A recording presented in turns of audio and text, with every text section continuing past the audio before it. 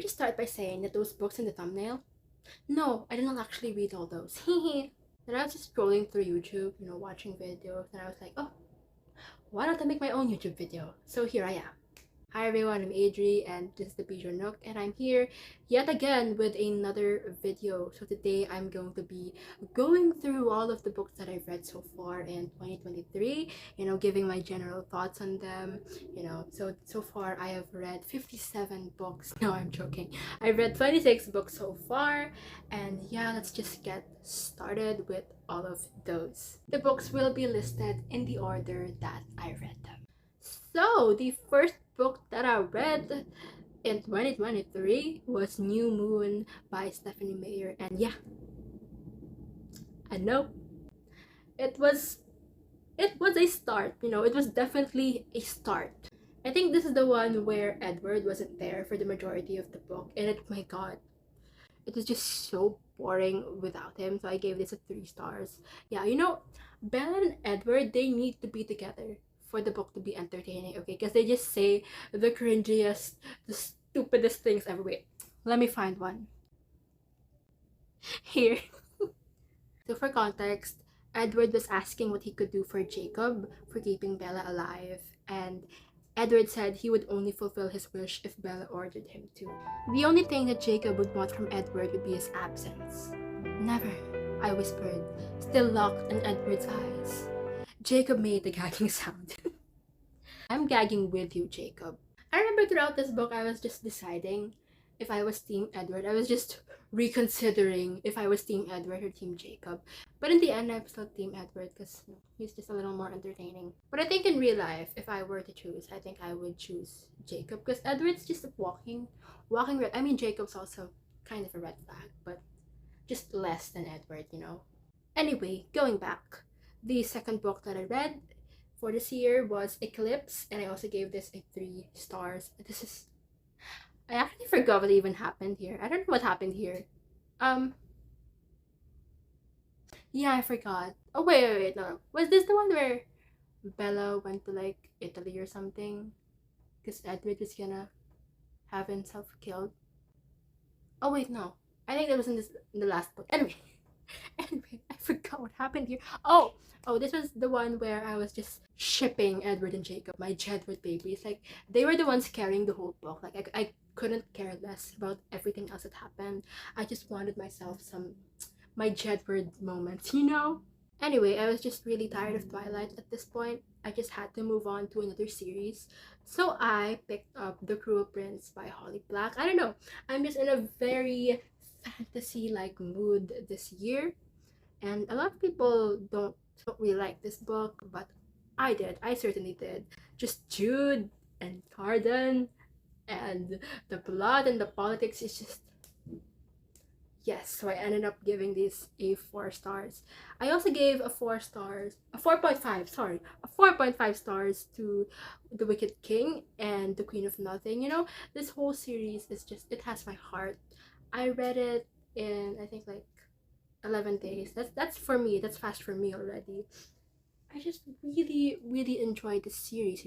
All of the books, I love them all equally, which is really rare for me because usually I have a favorite, but for this series, the Folk of the Eyre series, I just loved all of the books equally. I also read How the King of Elfame Learned to Hate Stories, and this book was just, it's a novella, I think. Yes, it's a novella. It's just so cute, the vibes and the illustrations, and young Cardan. Aww.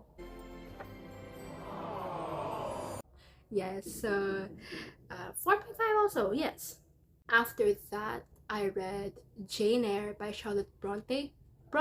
Anyway, I did not know what to expect from this book because at first I thought it was this very Anne of Green Gables kind of vibe, this orphan, I don't know, then she finds her way through the unjust system of the orphanage, something like that, but then she grew up suddenly, then she moved to the city to find a job, and okay, alright, it's about this girl who has ambitions and gets close to this girl who she's the governess of, but then suddenly it became centralized on the romance between her and Mr. Rochester, and I'm okay, I can work with that, this is nice.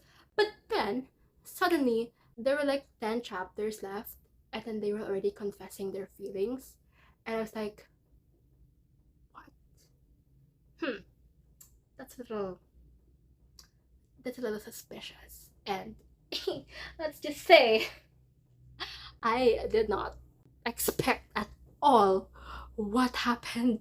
I was just, at first I was confused, like, because I was listening to the audiobook, like, did I hear that right? Like, what the hell is going on? Anyway, let's move on to the next book, which is The Hunger Games by Suzanne Collins. This book is just absolute perfection. Alright, I gave it a 5 stars. The adrenaline this story gave me while they were in the arena was just off the charts. It was amazing. Yeah, I don't even know what else to say. It's just a 5-star read. If you haven't read the book, read the book. Okay, if you haven't even watched the movies, have you been living under a rock? Okay, just get acquainted with the whole story. Okay, it's just an absolute masterpiece. Okay. Moving on, the next book that I read this year was Pride and Prejudice by Jane Austen. An easy 5 stars. This is the 3rd time that I read this book, and it just gets better every time. You know, it's funny, and then it just really immerses you to the society that they had in like the 1800s, you know, in this period that this was set in. The wit that went into this book, amazing. And Mr. Darcy changing for the better for Lizzie.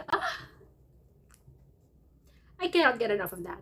Yeah, and you know, a little off topic, but Pride and Prejudice, the 2005 version film, is actually my all-time favorite movie. If you haven't watched that movie, watch it. Okay, just watch it. Going back, after that, I read The Picture of Dorian Gray by Oscar Wilde, and I like this book. I gave it a 4 stars, and I think the concept of this book was pretty unique. Well, for me, it was unique. I haven't really read anything like it. But it's about like this guy named Dorian, this stupid guy named Dorian, and he stays young.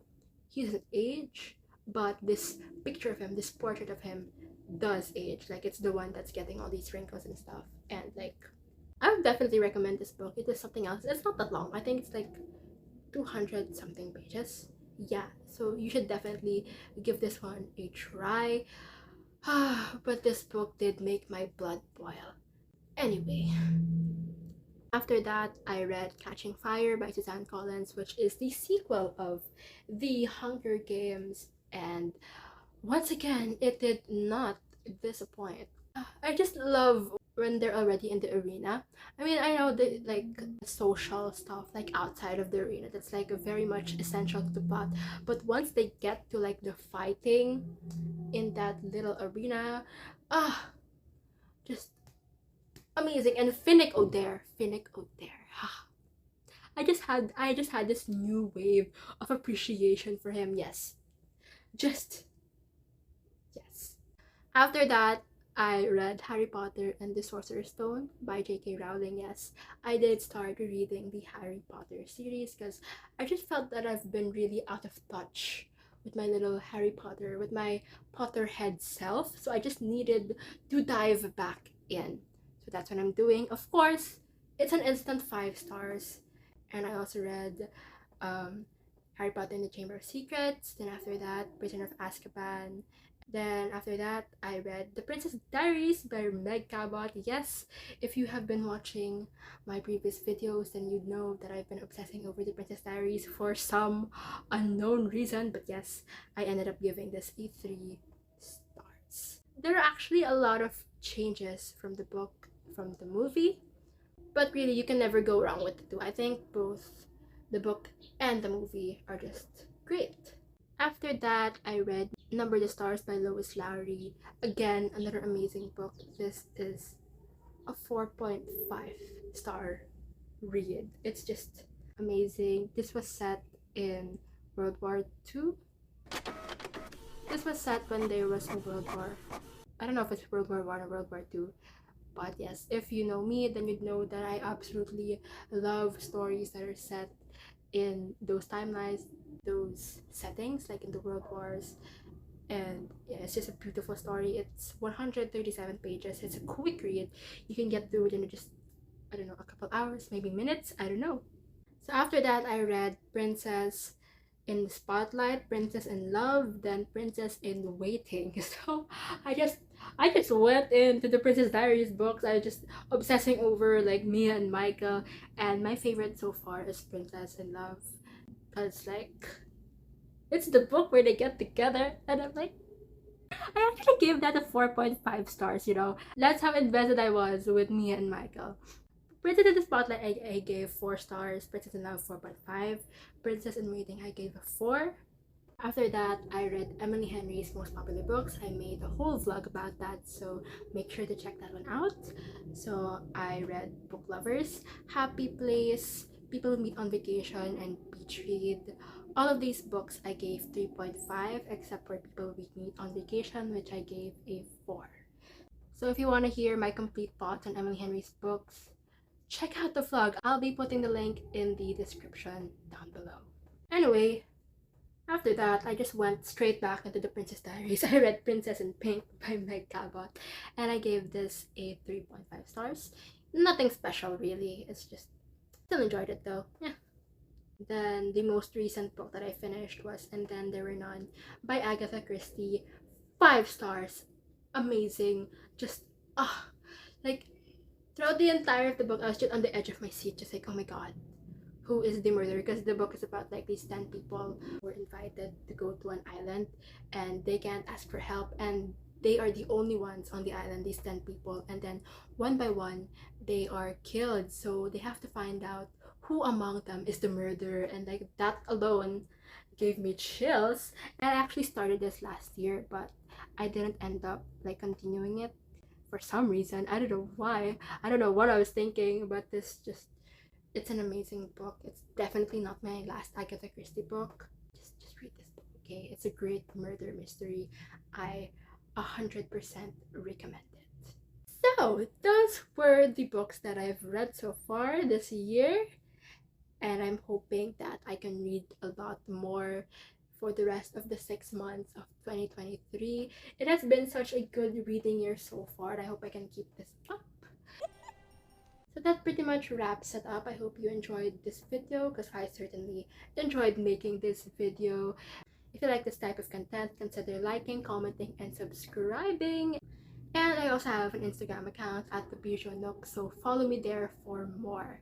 So that pretty much concludes the video, and I'll see you in the next one. Bye!